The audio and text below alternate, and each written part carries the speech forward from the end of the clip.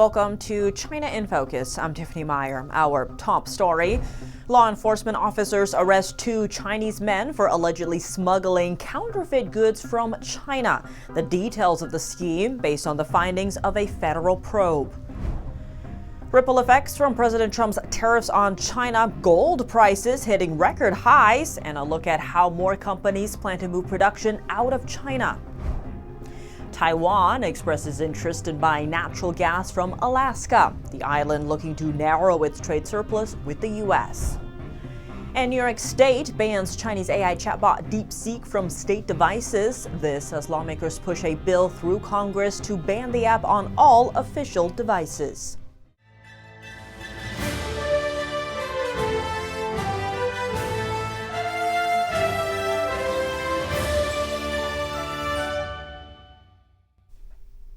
Before we dive into today's top story, we'd like to share an important update. You can now catch China in Focus on Genjing World every Tuesday instead of YouTube. We'll publish the link in the description box down below at that time, or you can search China in Focus at genjingworld.com. 2 Chinese nationals living in Los Angeles are under arrest for allegedly smuggling counterfeit goods from China. According to court documents, law enforcement officers seized significant quantities of dupes, including luxury handbags, footwear, and nearly 43 pounds of an illegal drug. Both defendants were charged with conspiracy and illegally removing goods from customs custody. One of them was arrested as he was boarding a flight back to China. U.S. prosecutors accused the 2 men of carrying out a cargo swapping scheme by the ports of Los Angeles and Long Beach. Here's how they reportedly did it. According to court documents, the defendants would first identify cargo ships that had been flagged by U.S. Customs for a secondary inspection. Then they'd direct those vessels to unauthorized locations. Once the ships reached those off-site locations, the defendants replaced the contraband inside the ships with filler cargo and sent the ships back to the customs for inspection. The scheme allegedly dates back to 2023. A criminal complaint filed against the pair condemned them for deceiving customs officials and evading U.S. laws. Attorney Joseph McNally also condemned the 2 Chinese nationals, saying that they exploited the U.S. trade system and endangered U.S. businesses and consumers. Court documents know that the counterfeit goods tied to the scheme were found bearing brand names like Christian Dior and Prada. As of last Thursday, federal officials have seized more than $1.3 billion worth of contraband tied to these schemes. If convicted of all charges, the men could each face up to 15 years in prison. Gold soared to a new high after China imposed retaliatory tariffs on exports from the United States. The precious metal is in high demand as central banks and investors increase their gold reserves in anticipation of a U.S.-China trade war. According to a February 5th report by the World Gold Council, global investment demand for gold increased by 25% year-on-year in 2024, reaching a 4-year high of 1,300 tons. Central banks increased their gold holdings for 3 consecutive years, totaling more than 1,000 tons last year. Early last month, Goldman Sachs revised its gold price forecast to reach $3,000 per ounce by mid-2026, half a year later than its previous outlook. Trump's tariffs are having an instant impact. The maker of Sharpie pens says it will shift some of its production out of China after Trump's sweeping 10% tariff. Newell Brand's CEO said on Friday the company is aiming to reduce its reliance on Chinese suppliers. It's following its unexpected quarterly loss forecast. Its shares fell almost 30% on the news. U.S. manufacturers and sources products from China. By the end of the year, it plans to bring down the cost of finished goods imported to the U.S. by 1/3. The company also makes Rubbermaid Tupperware and Graco children's products. Taiwan is expressing interest in buying natural gas from Alaska. This as the island seeks to mitigate its trade surplus with the U.S. and avoid tariffs from the Trump administration. According to Taiwan's central news agency, the island's largest state-owned petroleum firm CPC is already in talks with an Alaskan company. Officials said CPC is willing to ramp up purchases of American natural gas. Last Friday, President Trump said he plans to impose reciprocal tariffs on many economies this week, but no word yet on which country he's going to target this time around. He also floated the idea of taxing foreign-made semiconductors, one of Taiwan's most strategic industries. The island reported an 80% surge in its trade surplus with Washington last year. That number was largely driven by high demand for tech products like advanced microchips. On the energy front, Taiwan relies heavily on foreign fuel sources, but less than 10% of its natural gas comes from the U.S. Meanwhile, Alaskan Senator Dan Sullivan is urging U.S. allies in Asia to support a $44 billion gas project in his home state. He said it'll be a great opportunity for Japan, South Korea, and Taiwan. Sullivan added that if these countries aren't interested in investing, China would be. Next, the State Department is condemning a Beijing intimidation campaign against New York-based company Shen Performing Arts. The department is calling for measures to ensure freedom of expression and to stop transnational suppression of faith. Shen Performing Arts was founded by Falun Gong practitioners living in the U.S., some of whom fled the Chinese Communist Party's persecution against their faith over 2 decades ago. The art group's mission is to revive traditional Chinese culture, which was nearly eradicated under CCP rule.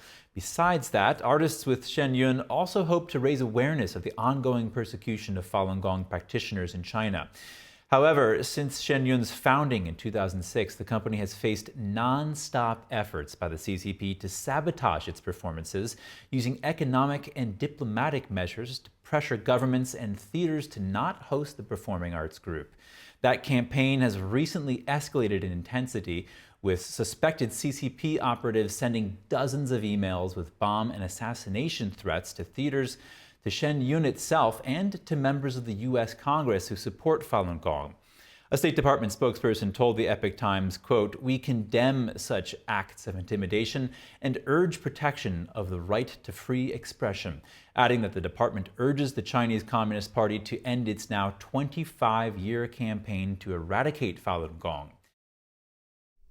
The state of New York taking aim at Chinese AI chatbot DeepSeek Monday. Governor Kathy Hochul said New York government employees are now banned from installing DeepSeek on state-issued devices. That's out of security concerns. The decision comes after Texas imposed a similar ban. Congressmen are pushing a bill to ban DeepSeek from all official devices. One of the sponsors, New Jersey Rep. Josh Gottheimer, says China has tried to infiltrate the U.S. through software many times. NTD's Washington correspondent Jack Bradley has the story. The No DeepSeek on Government Devices Act would ban the Chinese AI application on all official devices. Now it's being led by Democratic Congressman Josh Gottheimer and Republican Congressman Darren LaHood. And they say that there are significant privacy risks, particularly with user information being accessed by the Chinese regime. With DeepSeek and the Chinese government literally putting into their code an ability to capture data on Americans, on their searches, on their private on either private documents that they're using DeepSeek for. It's the same reason TikTok received overwhelming bipartisan support in Congress to ban the app.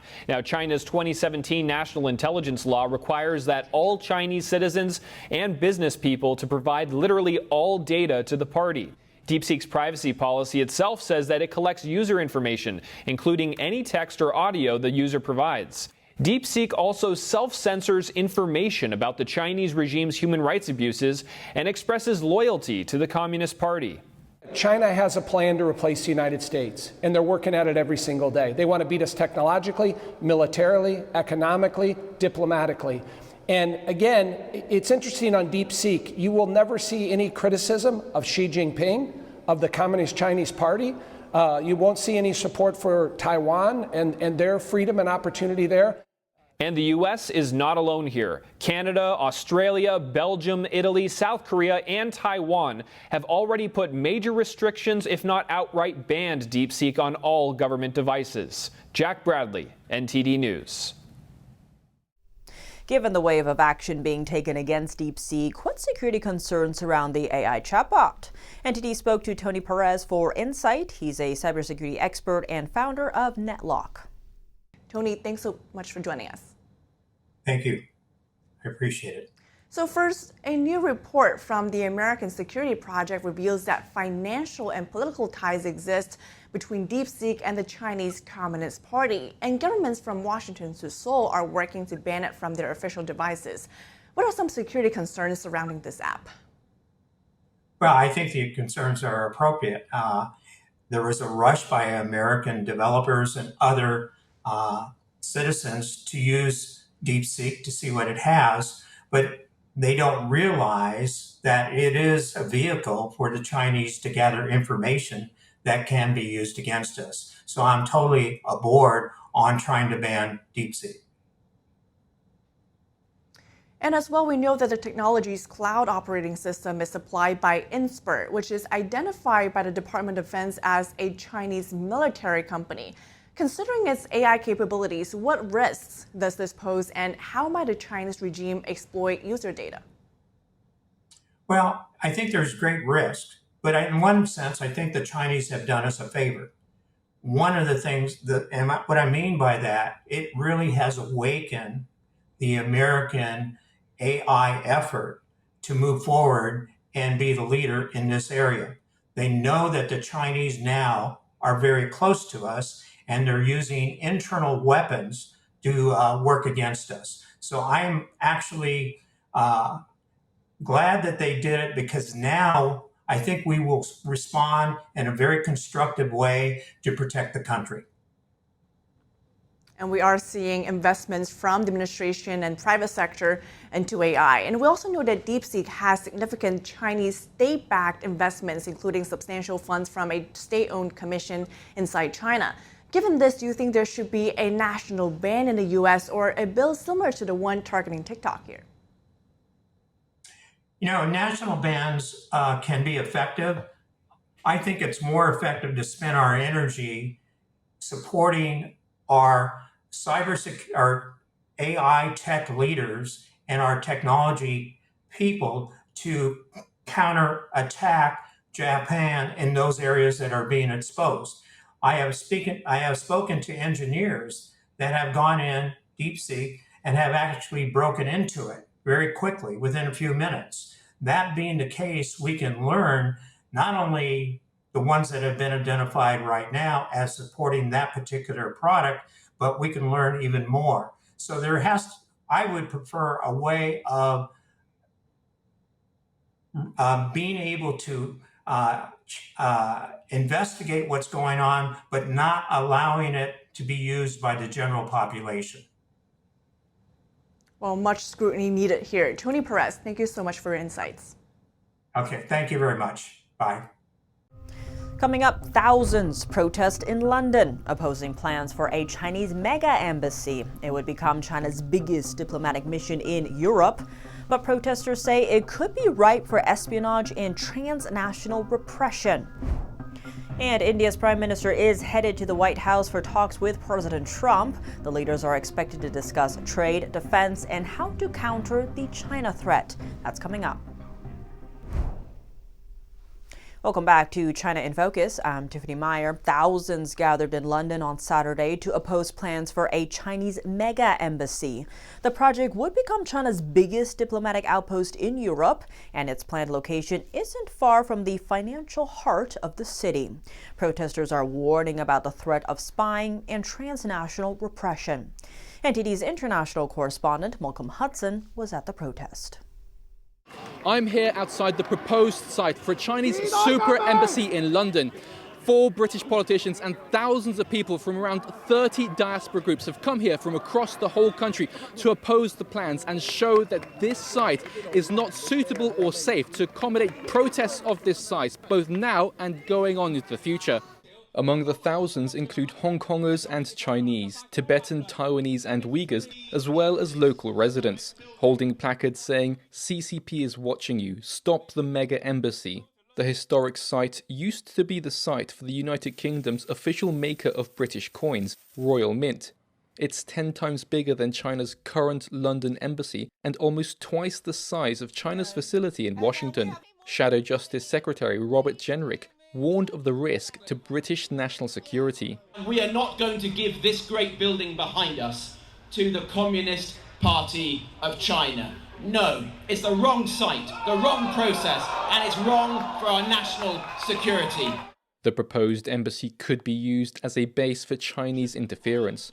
Former Security Minister Tom Tugendhat warned of the impact for those already living on British soil. The reality is we're already seeing transnational repression conducted here by the Chinese state. We're seeing Hong Kongers and Chinese students who are being threatened and silenced here in the United Kingdom. We need to make sure they're able to express their views freely and enjoy the freedom that anybody else in the UK should have.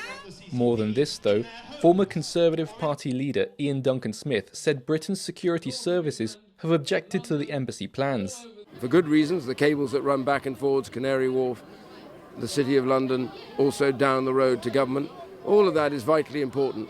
This is not the place you put an embassy, and it's certainly not the place you put an embassy which is the representative of a government that is brutal, genocidal, and is a threat to Western democracy. China bought Royal Mint Court in 2018. The embassy plans were rejected twice by the local council in 2022 and last month. The Metropolitan Police also objected over concerns there was not enough space for large protests. It said protests would seriously impact traffic at a major road junction in the city. But it dropped its opposition last month after the UK's central government took over the embassy planning application at Beijing's request. Britain's new Labour government has been seeking to forge closer trade ties with China, and that's worrying protesters. Human rights cannot be traded off for a short-term gain for economic benefit. A regime that capable of committing genocide and crimes against humanity shouldn't have a place in the heart of London. A public inquiry led by the Planning Inspectorate begins on Tuesday. After it concludes, the final decision over the embassy plan rests with Housing Secretary and Deputy Prime Minister Angela Rayner. Malcolm Hudson, NTD News, London. Next, India's Prime Minister Modi is set to fly to Washington for talks with President Trump on Wednesday. They're expected to talk trade as well as how to counter economic and military threats from China. NTD's Flora Hua brings us the story. India's Prime Minister Modi is among the first world leaders to meet with Trump. One project the two leaders are likely to discuss is the India-Middle East-Europe Economic Corridor, or IMEC. That's a multinational infrastructure initiative, an alternative project to counter China's Belt and Road Initiative. China's BRI has been viewed as a tool for Beijing to spread the Chinese regime's influence, while it's strategically using large loans to push foreign countries into debt. The U.S. sees this approach as a debt trap diplomacy. And now China is looming over key waterways, such as the Malacca Strait and the Panama Canal, through the BRI. It's raising concerns about global security among the West. Compared to China, India's foreign policy leans more toward Western countries, including the U.S. and Israel.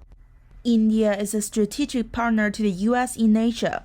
During his meeting with Trump, Modi is also likely to show interest in procuring more weapons and other defense supplies from the U.S. This move is not only aimed at balancing the trade deficit with the U.S., but also at enhancing bilateral defense cooperation. Flora Hua, NTD News. That's all for today's China in Focus. I'm Tiffany Meyer. If you have any feedback on the show or have something you'd like to see us cover, send us an email at chinainfocus@ntd.com. We'd love to hear from you. For on-the-clock original news coverage, visit us at ntd.com or download our NTD app. Thanks for watching. See you tomorrow.